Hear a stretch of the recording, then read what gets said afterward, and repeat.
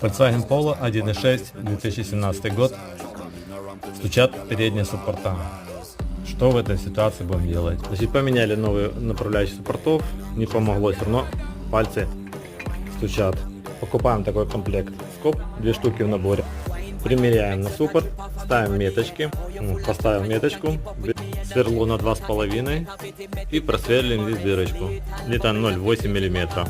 Перед тем как сверлить, взяли керн, накернили и сверлим отверстие. Просверлили отверстие, вставляем скобу.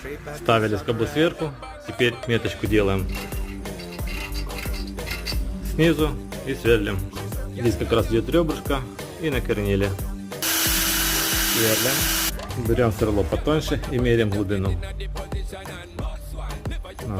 Представляем, примеряем.